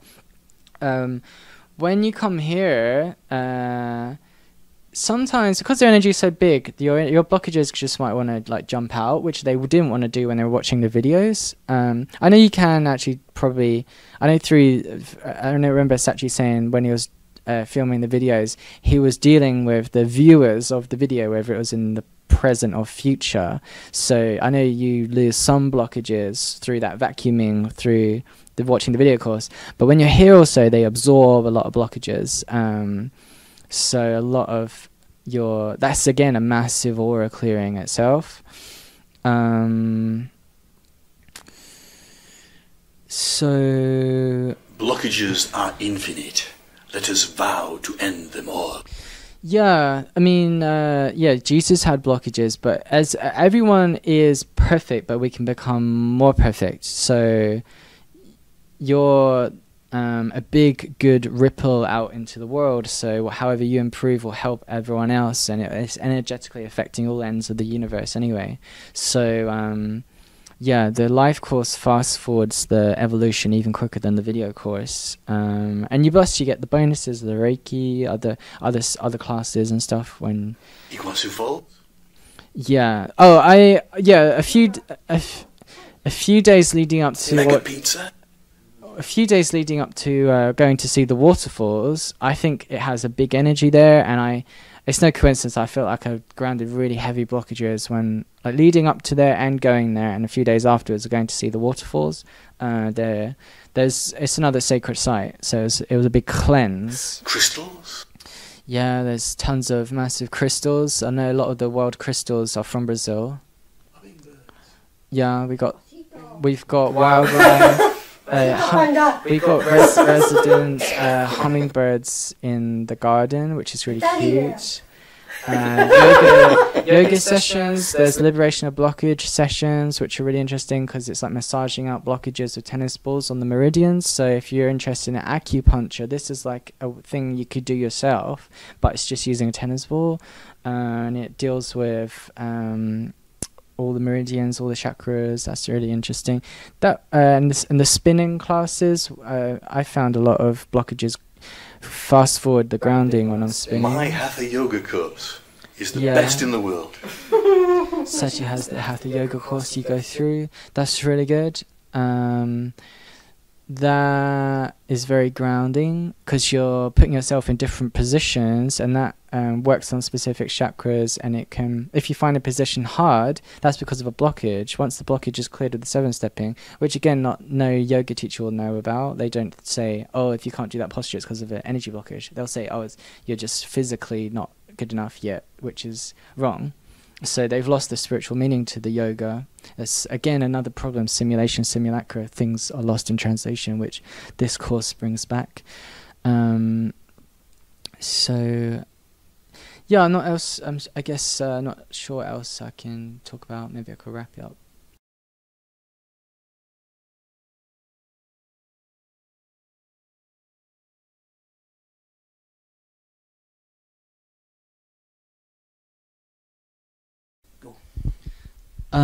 This talk will be about the remote aura healing sessions that I offer people. So I became more sensitive to the idea of grounding, working on myself through the video course, the Energy Enhancement Meditation Level 1 to 4. So clearing my own blockages made me more sensitive psychically. So having confidence working on myself, I then applied that to other people, even at a distance. And then online I offer sessions to people, half an hour or an hour, where I ask them for a list of life problems and life goals, and then they will give me a list, so sometimes 10 or 20, and then from that list I might find 3 big blockages, which I think are the result of the whole list, whether it's a blockage that holds back a life goal, or whether it's a blockage that creates a problem. So examples of problems are overeating, financial problems, or paranoia or anxiety or stuff like that, depression, loads of infinity of things. And then life goals could be, I want a soulmate, I want money, I want this, I want that. So usually with financial problems, there's base chakra blockages, sometimes, and you know, with soulmate or romantic relationships, there can be a curse in past life, or there can be heart blockages or soul blockages. So I was going to go through loads of testimonies that people send after sessions, and they will help me give a idea of, or I can give a narrative to some of these sessions and responses. So one person said they felt after the session very clear and very confident. So people who are introverted, they might just simply have energy blockages that hold them back from willpower and being courageous, and they'll improve their self-worth. So, you know, you might clear a self-worth blockage or a solar plexus blockage, which is the power center, or things in past life where they doubted themselves. And, you know, psychiatrists, doctors, counselors, all those people, they would never take into consideration that a past life would affect this life. You know, like if you come into this life with a fear of fire, but then you've never had a fire incident, it's obvious it's a past life, but they're not going to think about that. Someone who wasn't used to spiritual experiences, they said, the earth chakra opened up and energy rushed over their lower body. So these are distant, remote sessions, and they're getting all these spiritual experiences. They felt emotion all over their body. These are all people who are nice enough to actually give a response, and confirmation is really important for psychics and healers, I think, because it really helps their confidence. This person said their guilt is gone and things they can't control they have a peace with, so that can really remove really tense anxiety in someone. They woke up feeling energized and some sort of cloud holding them back has gone. So it's good that some people really start to understand how an astral perspective on things clears their actual problems. This one was interesting. I grounded someone's car and I felt like they had I saw it as a blockage or a bit of metal in the wheel, and they said, you did it. After we grounded my car, you mentioned you thought there might be a bolt or rock causing a noise when turning the car hard. You felt we should look at the right front wheel, so when our mechanic Bob, who builds dragsters in his spare time, was changing our oil today, we asked him to pull the front wheel. Lynn told him kind of jokingly that we'd given up on mechanics and asked a psychic. He found 2 very loose bolts that hold the splash guard together. The tire was probably rubbing on this. Tightened them up. Noise is intermittent, but we'll see. But so far so good, cool. So you can ground things like computers or cars or whatever and get little details if you're lucky. And this one luckily turned out to be very close. Let me see. The past 6 months have been transformative. I've had incredible downloads, revelations, and I feel the universe is preparing me for my much bigger purpose. So that was really nice. They came back after 6 months and told me that the session had really improved their life. That was really nice.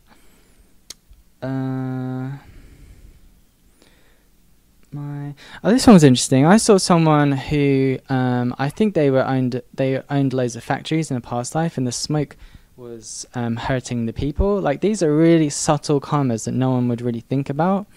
And they had bronchitis in this life, and I grounded it, and then they said the bronchitis is basically gone, besides a bit of stuff in the throat, barely coughing anymore.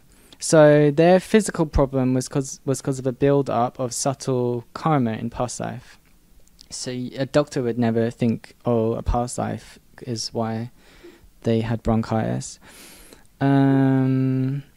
This one was nice. My sister has recovered a lot more than before. It's all your blessings. Thanks very much. This was someone who was caring for their sister who was becoming a bit, for them, stressful and a handful. So I asked their higher self for the sister, can I ground them? And I felt I got a yes. And so their behavior improved and they were much easier to deal with. This one was nice. I felt an energy, a swelling in my solar plexus that I've never felt in my entire life. So that I think was a big Kundalini clearance for someone. I removed the solar plexus blockage and they got a massive rush. And remember, these rushes or highs are what some people who get addicted to sex or drugs are looking for, these type of highs, but they're actually a Kundalini rush. So that person got a massive experience from a big blockage removal. You helped me a couple of months ago. I wanted to thank you. My relationships, which were a concern to me, have improved greatly. That was nice because I helped give an astral or past life perspective on their relationships with their family so they could actually understand why some things are difficult, and they understood each person and why there was a difficulty there. And other people getting physical sensations from an energetic remote clearing. My third eye immediately started throbbing, blinking when you started working on me. This another person got dizzy. Another person felt a lightness in their chest. Another person had pain in the back of their heart, and that went away. And another person said they started crying after the session. So all these releases, you know, a difference when someone has pain their whole life and the doctor doesn't understand why, and they just kind of give up, and then you find out it's an astral problem. So all these clearances, they help confirm to an individual that they should take astral, the idea of the astral being the reason for your life problems. Let me see which another one. Yeah, feeling heavy in my third eye area, like there was a vapor feeling. Then they slept for 2 hours after the session and had an astral travel, and the third eye was still clearing.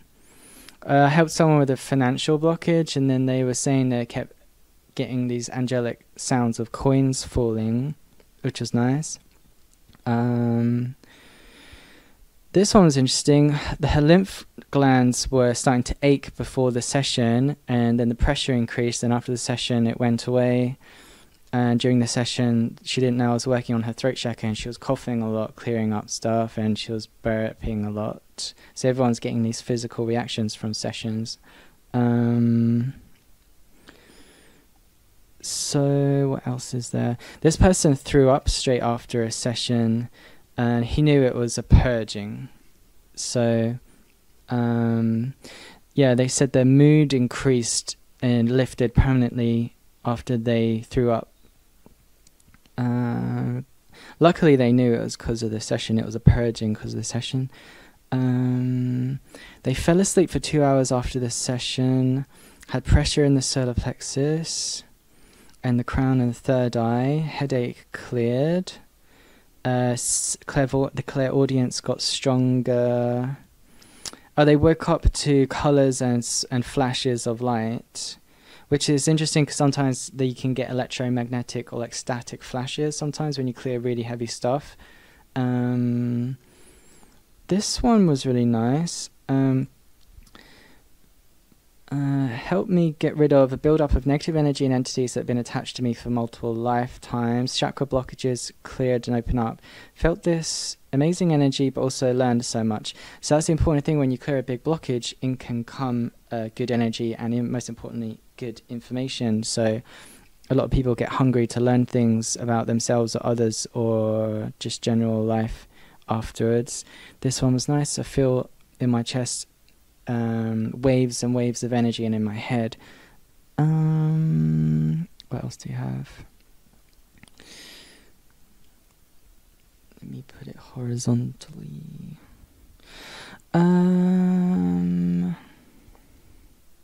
This was nice. Ryan immediately expressed what was causing the blocks, which made total sense as it was an issue in my life. I could feel things shifting, occurring in my life in a sense of, and things felt different and more at ease. Putting an angle on situations helped me understand them. So yeah, again, once you understand the past life history with family, everything starts to make sense with how you are with them. Oh yeah, started to yawn a lot and have big energy releases. So that's cool. I helped someone with financial blockages in their family, and then they sent me this. You do realize that you unblocked Andrew the other day, and today he's making $1,700. That's because that guy had blockages to starting a company, and then we helped clear them, and then he started a drone company, like camera drone company. Now he's making a lot of money. This one was nice. They came back after a year. You gave me a reading, removed some blockage for me almost exactly a year ago. Over the past year, I've had incredible revelations about soul purpose, karmic loops that are to be resolved in this timeline. Deeply grateful. That was nice. So basically, all these sessions, each one, at the very least, I hope the person goes away to understand that astral can affect your life, and so they should investigate themselves through blockage grounding more. And maybe they'll tell another person who'll understand, because they might see the difference in that person, so they will also think, oh, maybe the astral really does affect your actual life and physical blockages, physical problems. Also, for EE students, energy enhancement meditation students, they might get confidence they might get confidence in working on themselves to work on other people, and then that's another ripple effect of waking people up to how important energy blockages are and how they affect everyone's life. This one was another one. They learnt about their family because of the past life reflections. He tuned in immediately to several of my family members, explaining who they were in ways that showed the words could have only come from God or the source, explaining some of their past lives for me to help them understand them better. And tuning into what the children felt and what was going on with them, and tuning into a situation that I was in stress over, giving me advice and showing me that we're all on different paths and different journeys, helped relieve a lot of tension. So that was nice. So basically, when I do a session, so I ask them for their life problems and life goals. I go through their list in a specific order, because I go for the biggest blockage behind one of the points that they've given, and I say, okay, I'm going to work on this specific line that you've given me, so it would be a problem or a life goal, because I think there's the biggest blockage behind that. I put some music on, and then I'm grounding. So this can be a video chat via Skype, or it can be just a phone call via Skype or whatever. Anyway, so I put music on and I ground, which is 7-stepping, the energy enhancement meditation level 2 technique. But sometimes you need the cord cutting of level 4, because some blockages are really heavy. So I'm grounding their stuff. Sometimes I get details, which is really useful for me, because I give that back to them and they can recognize the reason for their problem. So then I go back to the phone and I give back the details, and I'll ask how they are, and they might, if they're really sensitive, they'll say, oh yes, I felt this, this and this. And then I move then on to the next point, which is, the second biggest blockage on the list. And it's like a big knot. Undoing all this list is like undoing a big knot, and it all unravels. So you might just have 3 blockages creating the whole list. So it'd be blockage creating the problem, or blockage holding back the life goals. And yeah, go through the list systematically. So I go away, put music on, come back, go away, come back, and then I feel they are free of their stuff for now. Maybe they need another wipe another day, because sometimes you can bring up new layers, so you can't just get rid of everything overnight, because there's like a spiritual detox. It's a detox. You can't just get rid of everything in one go, but you can get a massive clearing through just 7-stepping. So anyone who gets energy enhancement level 2, they can just simply 7-step a person's problems and life goals. And so doing level 1 and 2, you can then move on to do energy enhancement healing for, start a business. I have some more examples.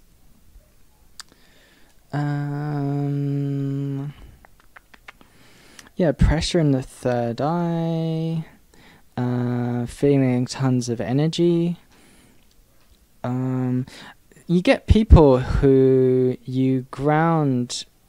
One lady was, I remember I felt she had a talent to be a dancer or something, and I said, oh, I can imagine you like doing dance or ballet or something. And she said, oh, it's funny because me and my sister used to do that when we were younger. We did ballet, but then my sister stopped for some reason. She stopped as well because they were quite close. And I felt she had a really good soul channeling with ballet specifically.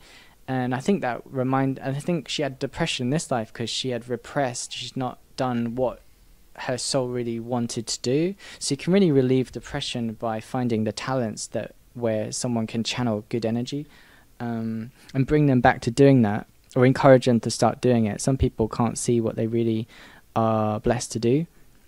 What else is there? This one's interesting. Two, actually. This lady, she was into energy healing, so she was open-minded. She said this was to do with a tumor lump. Pain went, then returned, but it was smaller.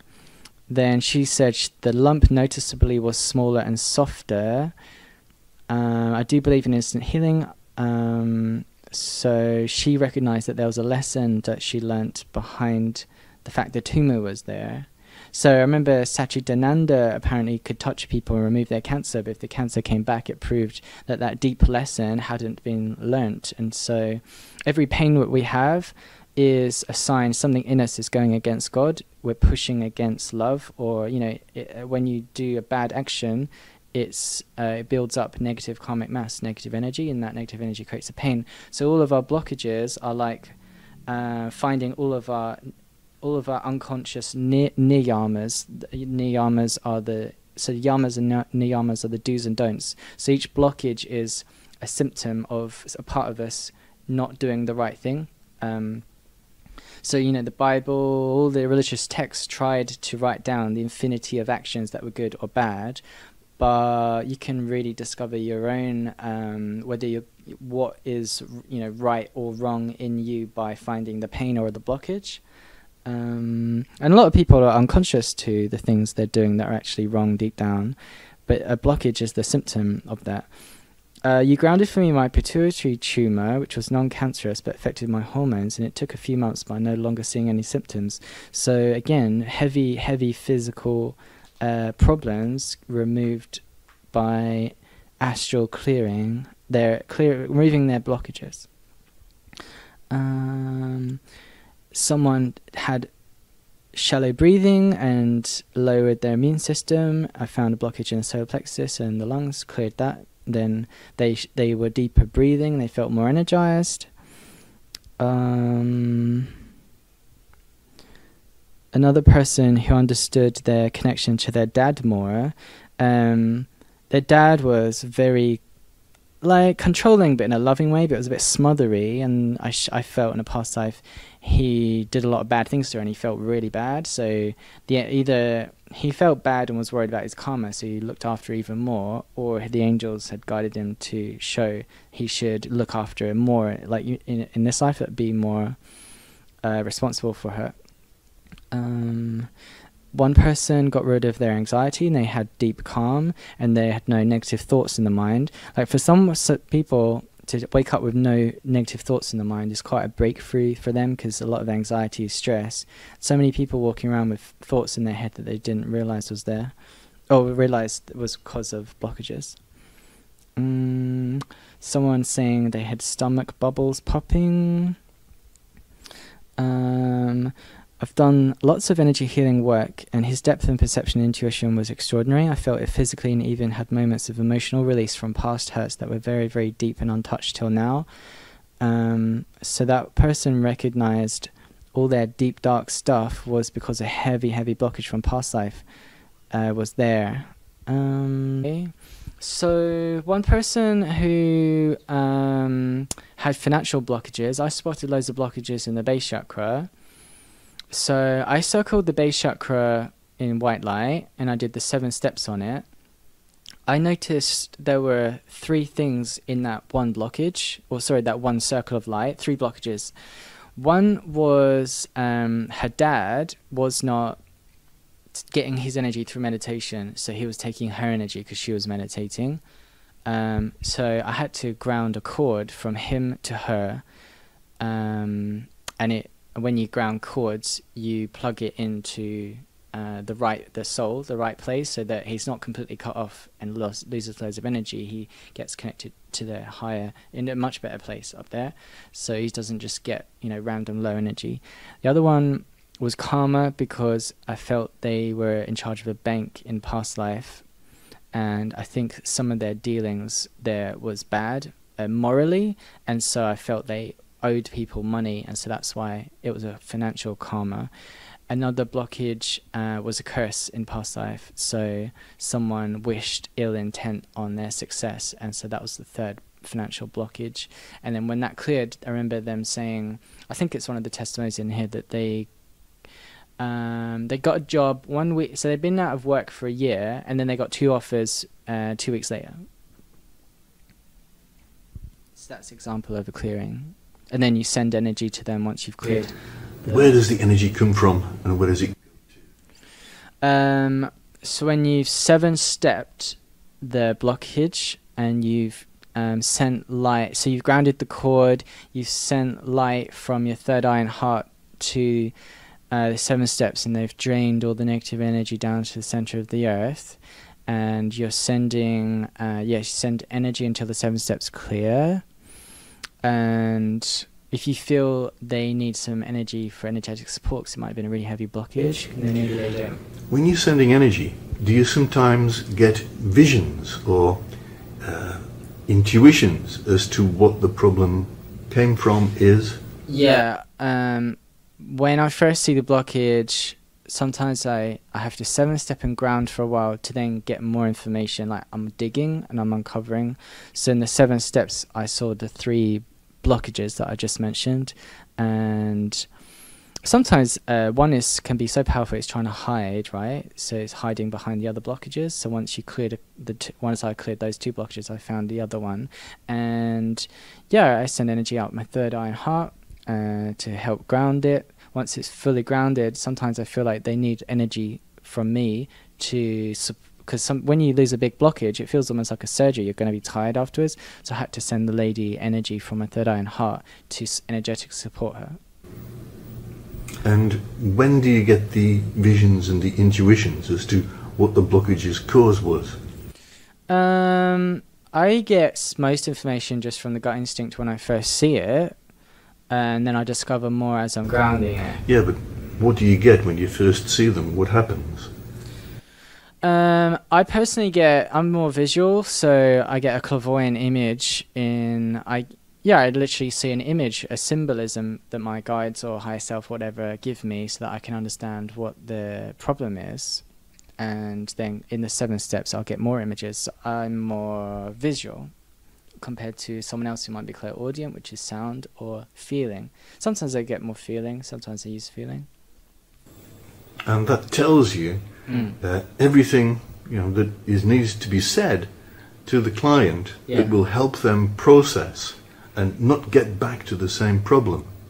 Yeah, the person has to understand how that problem was created and to teach them not to do that again, so that the energy doesn't, the negative energy. Well, that's the purpose of karma. Yeah. Don't do it again. Right. Yeah. And if this is difficult for some people, when got the implant, they will do it again and again and again and again. Yeah, some people's implants are heavy, and so it's their sole choice to drop the addiction, but you can remove as much as possible to give them an easier choice. Yeah. Well, if you remember, Swami Satchidananda could touch people and take away their cancer, but after a year or 2, if they hadn't really understood or cleared the karma, it used to come back. And for these people, he would invite them to come to the ashram, and he would say, well, do yoga. And they needed to do their process to enable them to totally overcome the stuff that they did in past lifetimes. So what do you think about that? Do you think you can totally clear something sometimes, or do you think sometimes people need to do more? No, my sessions are to give them some help. I hope people don't keep relying on me. They should take the Enhancement meditation course to learn the tools to clean themselves out. They should have a desire and a will to help themselves. They can't keep relying on something else, because that something else could get hit by a car and die, and then who are they going to call then? Ghostbusters. Yeah. But Jesus or Archangel Michael, they became what they were because they got their hands dirty and dealt with their own stuff. They didn't lay back and rely on someone else. So yeah, this is to give a flavor for the course, prove that the techniques work. It's a miracle, really, what you're giving to people. Yeah, it's great. Yeah, in 2020 it will be seen as a miracle. Great. I guess in the future it'll be normal, but at the moment everyone thinks it's a miracle. Yeah. No, it's great, and it's all due to the technique of energy enhancement. Yeah. And Great. your hard work. And your experience. Yeah, Yeah, very good. Yeah. And your develop of this third eye, very good. Very good. But yeah, hopefully people take the course to then learn to do this themselves, because you have so many blockages and you can't rely on someone else to take away all of them, so you have to do it yourself. Well, it all comes back to the labours of Hercules and the Augean stables, if you can remember what that is. I remember him using a river to clean the stables. He moves the river to wipe out the stable of crap. Well, the first thing he did was to put his hand down and take up one turd and throw it away. And he was sitting on a mountain of turds, and he couldn't just do it one bit at a time. Yeah, we all have a mountain in us. Yeah. A mountain of manure, I think is the word. Yeah, you have to take it yourself. We Yeah. do the sea. Yeah. But I think it's a miracle just to remove one piece of it and to clear up something which could not be cleared in any other way. I think it's a miracle. I really do. I think it's a miracle what you're doing with people. And I think people should appreciate that as such, but also appreciate that if they want to totally remove all karma, then it would be good if they could do a little bit more work themselves. Yeah. Yeah. You can lead the horse to drink water, but you cannot make it drink.